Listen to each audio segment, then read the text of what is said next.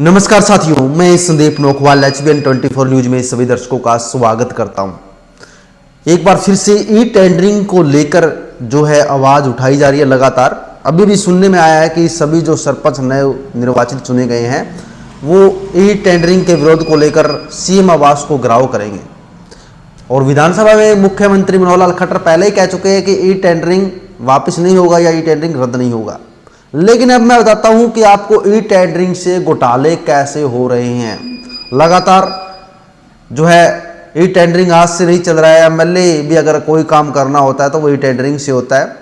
अगर किसी भी सरकारी डिपार्टमेंट में काम होता है तो वो भी ई टेंडरिंग से होता है। और ई टेंडरिंग से घोटाले इतने बढ़ चुके हैं, फिर भी सरकार ई टेंडरिंग को लेकर बढ़ावा दे रही है। आखिर इसके पीछे रीजन क्या है, इसके पीछे किन शक्तियों को फायदा पहुंचाया जा रहा है, ये सवाल अभी भी अधूरा है। लेकिन काफ़ी जो है नेताओं का मानना है कि ई टेंडरिंग होगा तो घोटाले नहीं होंगे, घोटाले कम होंगे या भ्रष्टाचार कम होगा। लेकिन मेरा ये मानना है कि ई टेंडरिंग होंगे तो भ्रष्टाचार बढ़ेगा। क्योंकि ई टेंडरिंग में क्या होता है कि काफ़ी फर्में ऐसी होती है जो खुद नेताओं की होती है या खुद जो है मिनिस्टर की होती है। उन फर्मों के द्वारा टेंडर डाले जाते हैं और उन फर्मों के द्वारा काम किए जाते हैं जिसमें घोटाले किए जाते हैं। यानी कोई भी चीज़ अगर आपको बता दें कि अगर जो सरकारी रेट चयनित कर दिए गए हैं उससे जो है कम दामों में वो चीज़ें खरीदी जाती है, जिसके बाद उसको दोबारा से रीसेलिंग की जाती है, बिल बनाए जाते हैं। इसको लेकर एक तरह से आपने सुना होगा काफ़ी न्यूज़ के अंदर, काफ़ी मीडिया रिपोर्ट के अंदर कि GST घोटाला नाम से ये चीज़ काफ़ी फेमस है। यानी GST घोटाले किए जाते हैं।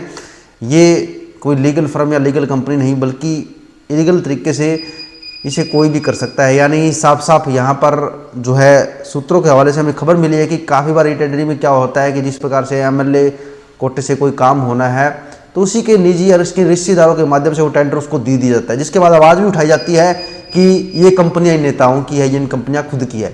बाई चांस मान ले अभी ताज़ा विधानसभा में एक और आवाज़ उठी थी जो किसान केसरी नेता बजटौल ने उठाई थी कि यहाँ पर एयरपोर्ट बनने से पहले जिस कंपनी ने ज़मीनें खरीदी, जिस कंपनी ने ज़मीन यहाँ पर अधिग्रहण की, वो कंपनी खुद मुख्यमंत्री दुष्यंत चौटाला जी की थी। तो इस तरह से देखा जा सकता है कि ये भी थी या नहीं है, ये चीज़ें तो साबित नहीं हुई है, लेकिन ये आरोप लगे थे। यानी इन आरोपों से मैं ये बताना चाहता हूँ कि क्या होता है कि कोई भी चीज़ होती है, नेता अपनी कंपनी बना लेते हैं, उसके बाद से कुछ ज़मीनों को खरीद लेते हैं, फिर कुछ प्रोजेक्ट लाकर उन ज़मीनों के रेट बढ़ाते हैं या बाद में ज़मीनों को बेच देते हैं। ऐसे घोटाले भी किए जाते हैं और ऐसे ही घोटाले ई टेंडरिंग के माध्यम से भी हो रहे हैं।